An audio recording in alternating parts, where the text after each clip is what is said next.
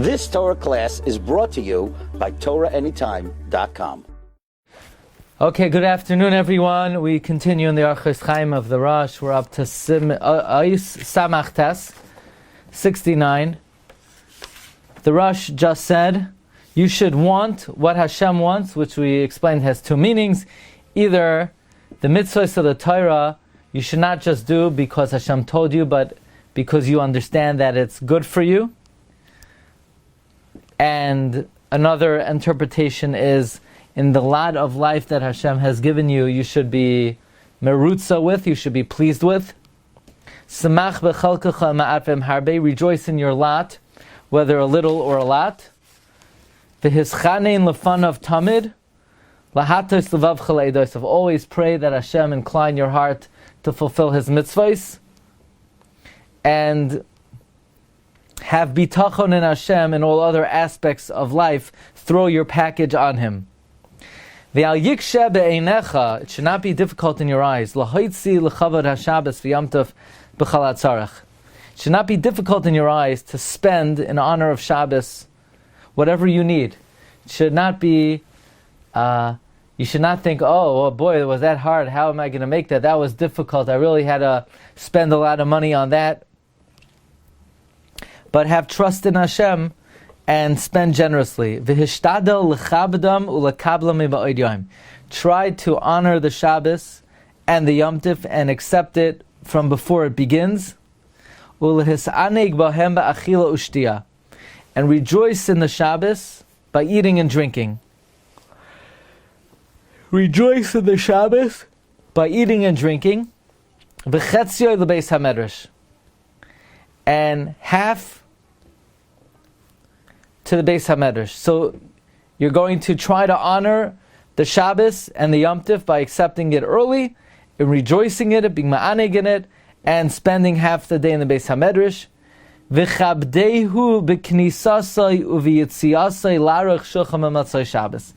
Then the Rosh adds, you should honor the Shabbos in its, when it comes in and when it goes out, to set a table on Matzai Shabbos.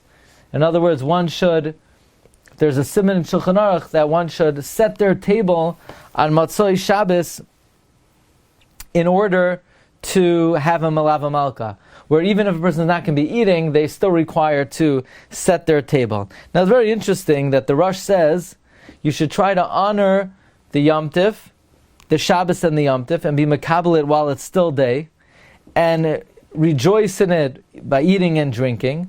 And that's referring to Shabbos and Yom Tif. But when he talks about Malava Malka, he only mentions Shabbos. He does not mention Yom Tif.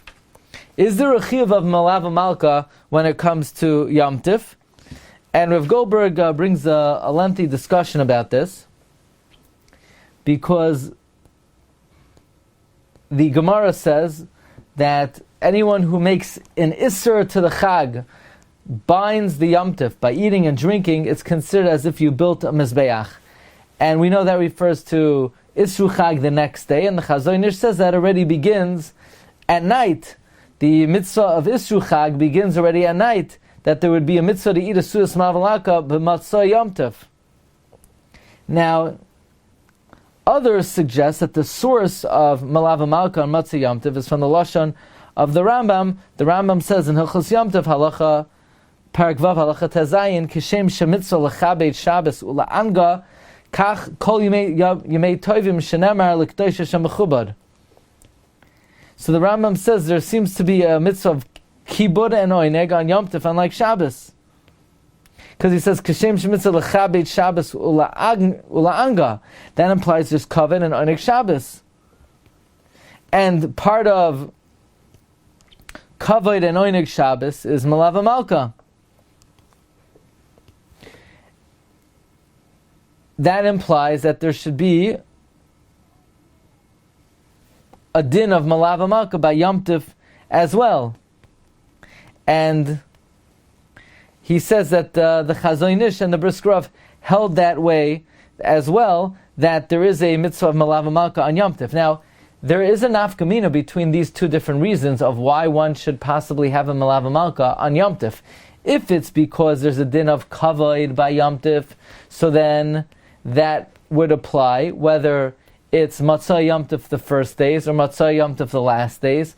Even if there's no Isru Chag, there would still be a mitzvah of Melava Malka. On the other hand, according to the Chazon Ish, where it emanates from Isru Chag, then one would only have to have Melava Malka at the end of the second days, not at the end of the first days. Okay, let's see Ois Ayin. Al Tishan Ke'atzel Sheina Rabba. Do not sleep like a lazy person, a long sleep. Meaning, don't sleep longer than you need for health reasons. Because that's also, as the Rosh began his commentary, that is also a moikshe maves, a trap of death. Only sleep what you need for your health. The Tfaras Yisrael says that one of the ways of acquiring Torah, we know from Pirkei Avos, is miyot shena. And the Tfaras Yisrael write that sleeping too much, not only does it waste time, but it also befuddles your mind, and it causes you to lose your sharpness. And the Rambam would say that Yashanta oz yanuach, that one should try to sleep 8 hours a night, but that's before you turn 50.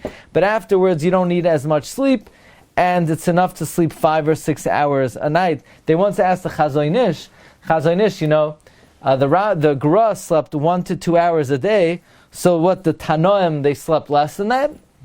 So the Chazon Ish said that everyone needs to sleep what they need for their body. And if the Tanoim needed 8 hours, then Chazon Ish said they slept 8 hours.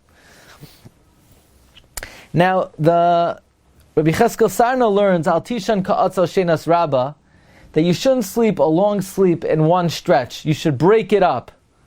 But obviously that's a very hard practice. Nowadays, most people do not accord themselves that way. Then the Rosh says, "V'targel es atzmecha lahakitz b'hanei tzachama." Train yourself to get up at sunrise.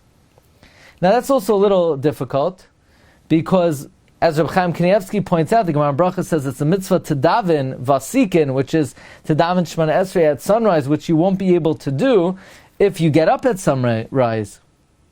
So the Rosh really should have said you should get up a little bit before sunrise. And Rabbi Cheskel Sarna says it's a ta'as in the Gersa, it should say before Neitzachama. Anyway, then he says, Ulakal hatzipar kami mitascha. Get up when you hear the birds chirping, meaning not just the chicken, the rooster, who makes a loud noise and he'll wake up even someone who's sleeping very deeply, or someone who is very old will hear the sound of the rooster. But even, right? In other words, not only someone who is sleeping extremely deeply, who needs a rooster to get up, but you should get up even from the small chirping of the bird. That should be like a signal to get up. The ikar is, by the way, the Rosh, the Tosfos Yom Tov in his Targum of this line of the Rosh writes that when you hear the rooster or any other bird, then you should get out of your bed. The bottom line is one should develop a habit where they rise with energy at an early time and only sleep what's needed for their health and well-being, but not to be indulgent in sleep.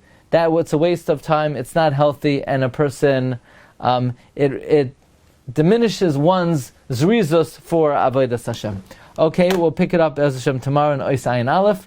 Wishing everyone a great day. You've just experienced another Torah class brought to you by TorahAnytime.com.